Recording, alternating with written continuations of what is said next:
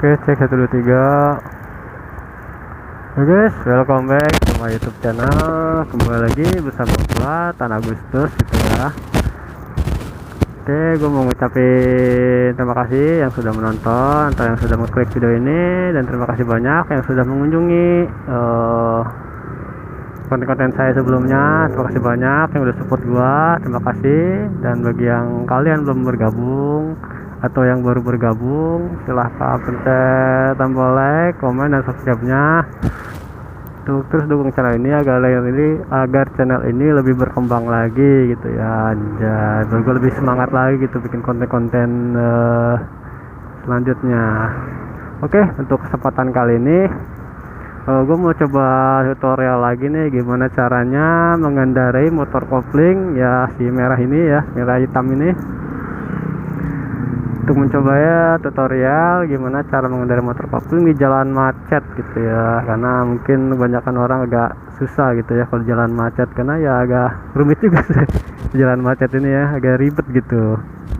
Oke, kali ini gue cuma tutorial aja gimana sih mengendarai motor kopling di jalan yang macet, karena depan gue ini kan udah pasar nih, karena gue sekarang ada di Pasar Jombang, Ciputat, Tangerang Selatan gitu. Mungkin arah kesininya, di belakang gue ini mungkin arah Bintaro-nya, yang ke depan gue ini yang gue tujuin arah Ciputat gitu. Mungkin gue akan melalui jalan Pasar Jombang stasiun.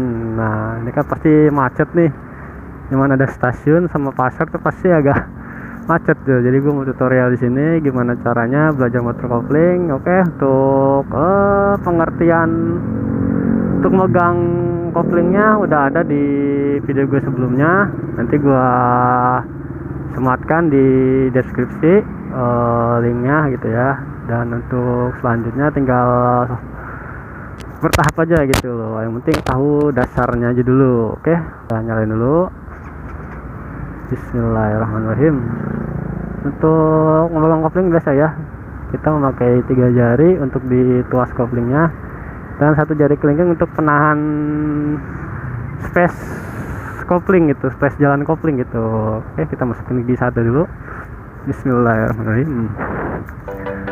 Oke, untuk pertama ya seperti biasa kita gas pelan-pelan dulu, masuk gigi 1 gitu sampai 10 km lah, 10 km baru kita masukin gigi 2 gitu. Dan jangan lupa untuk masukinnya pencet kopling dulu ya, kita tarik dulu pas koplingnya baru kita lepas perlahan gitu. Gue mau ini dulu untuk naik turun giginya gitu. Nah, untuk cara naik turun giginya itu ya seperti biasa, setelah 10 km kita masukkan lagi gitu. Dan kalau jalan macet kayak gitu usahakan jangan sampai masuk gigi 3 gitu loh, karena itu akan akan mengurangi tenaga. Nah, itu bisa berkendala mati mesin gitu loh. Jadi kita cukup di gigi 2 sampai gigi 1 aja gitu ya, gigi yang terkuat gitu. Nah, untuk cara pengeremannya tinggal terutama kita kurangin dulu gasnya, kita kita pencet kopling dulu baru kita pencet gas gitu. Jangan sampai pencet gas, kita tekan rem gitu. Jadi yang pertama itu ya kita kurangin gasnya, terus kita pencet koplingnya gitu baru kita rem. Jadi jangan sampai terbalik gitu, jangan sampai rem dulu baru kopling gitu, karena kalau rem dulu baru kopling biasanya udah berhenti itu bisa mati coy. Jadi lebih baik kopling dulu baru rem gitu ya.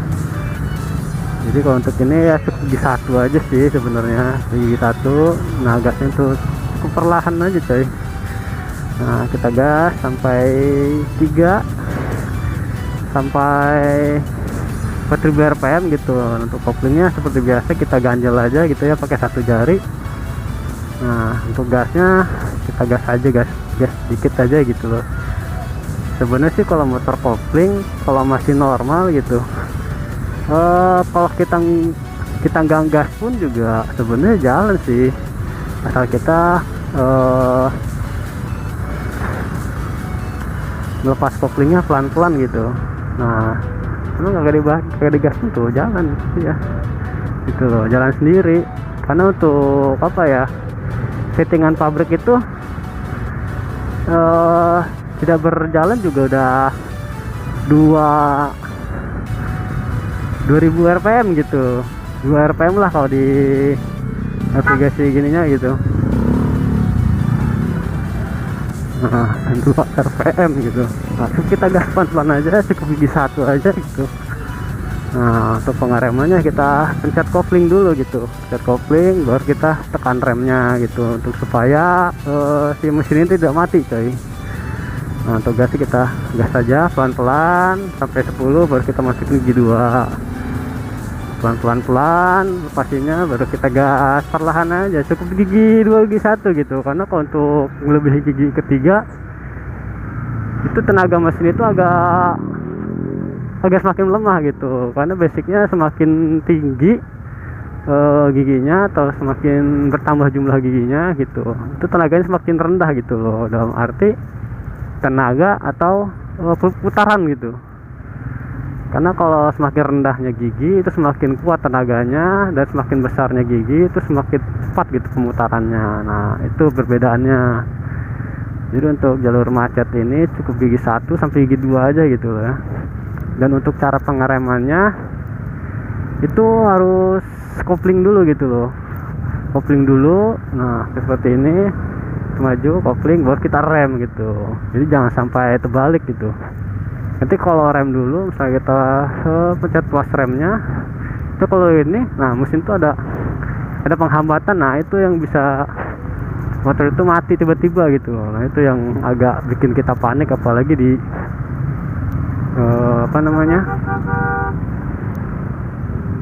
di tempat macet seperti ini ya. Itu agak repot coy. Pasti kita diklaksonin orang gitu sampai kita gugup gitu. Nah untuk ini aja coy, untuk gigi 1 aja. Sebenarnya sih kalau mesinnya masih normal gitu, gak usah digas pun sebenarnya udah ini coy, udah jalan gitu. Yang penting sedikit-sedikit aja gitu lepas koplingnya. Nah tapi lebih afdal agak sedikit lah gitu. Karena kalau motor kopling ini walaupun gas gede, tapi kalau koplingnya kita tuas terus, kita tarik gitu, segas kencang apapun mereka nggak bisa jalan coy, motor nggak bisa jalan gitu. Jadi ya pengaruhnya ini di gas. Yang penting kita tenang gitu, jangan sampai panik gitu ya. Mungkin kita tenang aja gitu, yang penting koplingnya itu perlahan aja gitu. Kalau untuk gas ya dikit aja gitu lah, nggak nyampe seperempat mungkin. Yang penting ke gas aja gitu sampai 2 atau 3 rpm udah.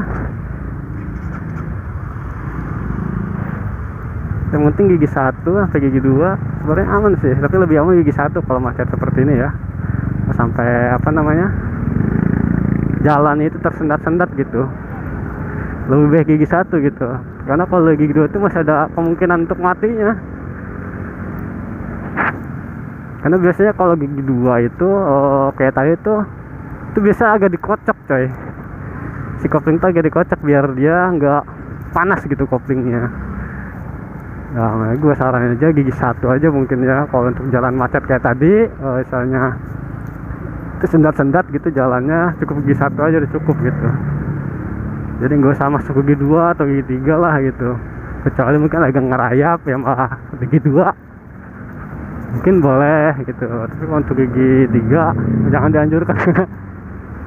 Gue sendiri juga walaupun agak susah sih jalan macet seperti itu untuk di gigi 3 itu, karena gigi 3 itu tenaganya lebih kecil coy. Dia gas kurang dikit aja bisa mati gitu. Jarak amannya ya gigi 2 gigi 1 lah gitu, lebih aman gigi 1 ya seperti yang gue sebutin tadi itu ya. Kekuatan giginya itu bukan kekuatan sih sebenarnya, jarak aman gitu. Jarak aman gigi 1 itu sampai 10 km Nah kalau udah sampai 10 kilometer itu baru masuk gigi 2 gitu. Intinya gitu aja sih jarak amannya.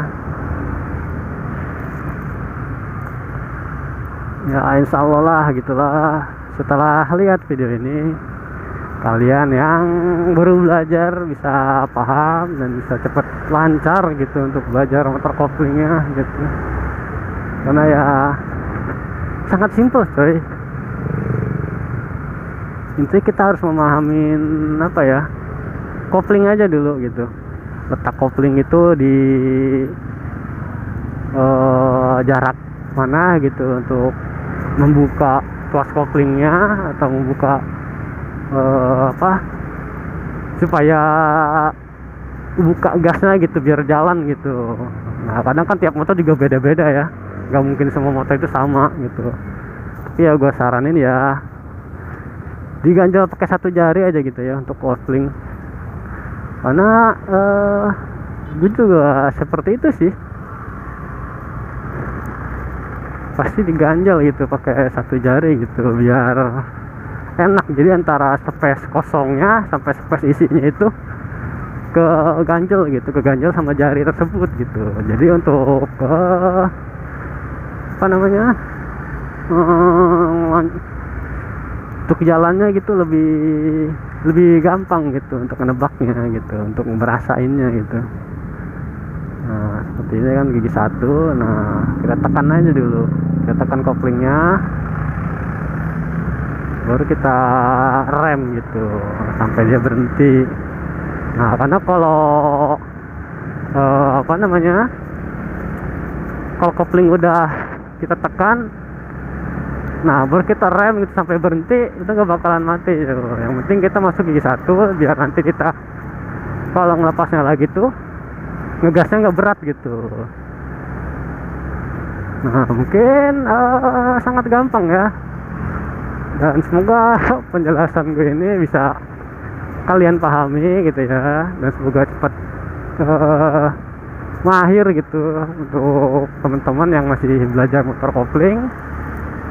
Semoga cepat bisa dan jangan panik gitu. Intinya kalau belajar berkendara itu jangan panik lah gitu ya. Kalau bisa lah bertahap gitu, jangan sampai apa ya, misalkan kalian baru bisa nih langsung tuh jalan macet, itu sebenarnya tidak dianjurkan. Sebaiknya gitu untuk kalian yang baru belajar ya, intinya di lapangan dulu lah gitu biar aman gitu ya. Mungkin cukup sekian dulu tutorial dari gua mengenai gimana caranya belajar motor kopling di jalan macet gitu ya. Oke, mungkin untuk apa, request selanjutnya, tutorial selanjutnya, kalian komen aja gitu di kolom komentar, saya mesti gue tutorialin. Dan apa ya, apa yang harus gue bikin dari konten selanjutnya gitu. Oke, cukup sekian dulu. Wassalamualaikum warahmatullahi wabarakatuh.